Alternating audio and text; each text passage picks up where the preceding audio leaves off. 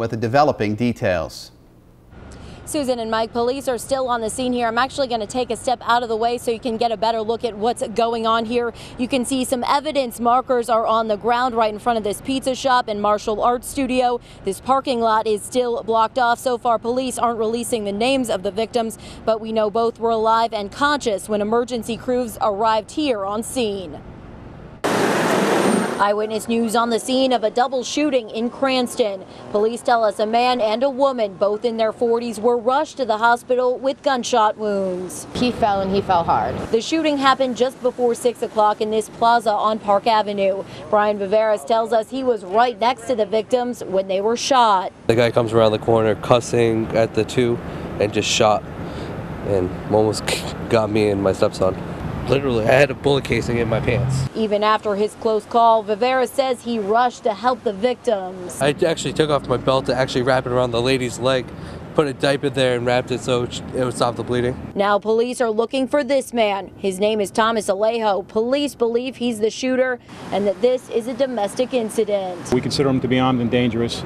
Obviously isn't stable to be engaging in this kind of conduct and this kind of activity in broad daylight, as you stated, with so many people around. Thankfully, no other people were injured, so we're utilizing all our resources to apprehend him. Police tell us Thomas Alejo is well known to law enforcement, but didn't elaborate on prior charges.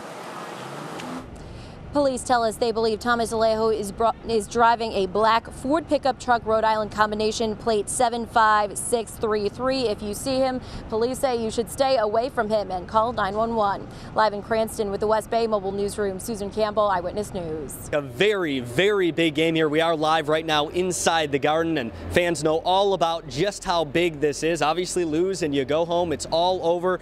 Coming up pretty soon here, they're going to be filing into the Garden here, getting ready for this huge game. And I got the fan pulse before the game begins. Hours before the game begins, Bruins fans are already pumped up and ready to go. It's going to be absolutely crazy, wild, but I don't want to be in here if we lose. Boston Fanatics know the Bees have their backs against the walls with a loss handing the Stanley Cup to the Blackhawks. That's the only way it seems to spark them, is once they get their backs to the wall, they wake up, and then nobody can beat them. But there's one thing that has become a signature of these fans through the years, no matter what: confidence. Bruins are #1. They're going to win tonight, I guarantee it. Now, there is one big question that fans have before this game gets going. They're all worried about their star center, Patrice Bergeron. We're going to have an update on him coming up at 6 in sports. For now, live with the Mobile Newsroom, Andrew Adamson, Eyewitness News. The Rhode Island College men's soccer team takes to the field Saturday afternoon, just hours after campus officials announced a sweeping crackdown on student athletes. Alcohol can really lead to a lot of bad things. You know, a lot of things can come from abuse and awareness. So we thought we'd take this opportunity during the time to kind of just shut down for some practices and use it for some educational purposes. We've learned the college will shut down all intercollegiate activities for 3 days, including practices, study halls, and training room privileges. Instead, student athletes will attend mandatory educational programs on the consequences and dangers of drinking. No specific teams of sports, just it involves a number of different people. It goes across all sports and stuff along those lines. Even not just right now, stuff has happened in the past. College officials tell us the shutdown stems from several drinking parties since Labor Day, where student athletes were all present. They say one off-campus incident led to a violent fight, and another involved more than 2,000 students from area schools. We're told a party last Sunday night served as the final straw at Rhode Island College, this time at a campus residence hall. We're hoping our student athletes from this will get a chance to kind of step back, take a look at the big picture, and hopefully learn from this. Jared, investigators towed that dump truck here to the Wrentham Police Department. Now, right now, that driver isn't facing any charges, but we've learned solar glare likely played a role in this deadly collision.